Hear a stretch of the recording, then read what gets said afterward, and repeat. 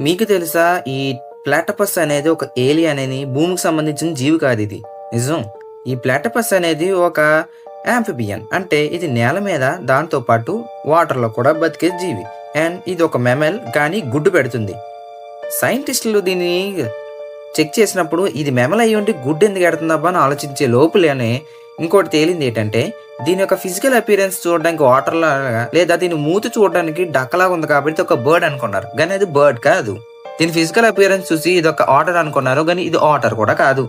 మూడిండిట్లకి సంబంధం లేకుండా ఉంటుంది మాత్రం ఈ ప్లాటపస్ అనేది.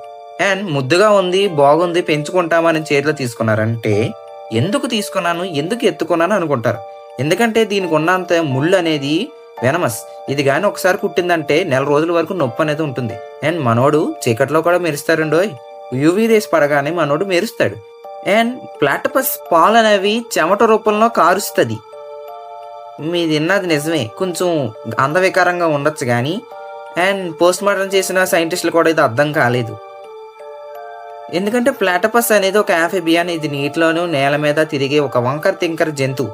ఇది ఎవల్యూషన్‌లో ఏమైందో తెలీదు. అసలు సైంటిస్టులకి అసలు చెప్పడానికి కూడా అవ్వదు. అలాంటి జంతువు మాట. ఈ యొక్క ప్లాటపస్ అనేది పాలిచ్చే ప్రక్రియ మరి వింతగా ఉంటుంది. ఏదంటే పాలను చెమట రూపంలో ఇస్తావి. పిల్లలనేవి తన తల్లి ఒంటి మీద ఉన్న చెమటను తాగి పెరుగుతాయి. అండ్ అదే కాదు, ఇది ఒకసారి వాటర్‌లోకి వెళ్ళినప్పుడు ఇది వాసన చూడలేదు, కళ్ళతో చూడలేదు, అండ్ దాంతో పాటు ఏది వినలేదు. సో అలాంటప్పుడు ఎలా వేటాడుతుంది అని అనుకుంటే, దీని యొక్క బాతు లాంటి ముక్కు ఉంది కదా, దానికి కొంచెం మ్యాగ్నెటిక్ ఫీల్స్ ఉండడం వల్ల ఇది దగ్గరలో ఉన్న జంతువుల్ని సెన్స్ చేయగలదు బాగానే. సిక్స్త్ సెన్స్ లాగా. అండ్ ఎప్పుడైతే ఇది మొప్పుడ వాడి ఎక్కడ ఉన్నా సరే ఆ జంతువుని బడిలాగి తినగలదు.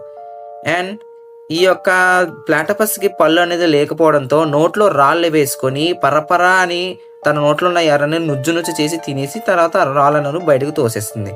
అండ్ ఇలాగా ఈ విచిత్రమైన పనులు చూసి దీన్ని ఏలియన్ అంటున్నారు. భూమికి సంబంధించిన జంతువు కాదంటున్నారు.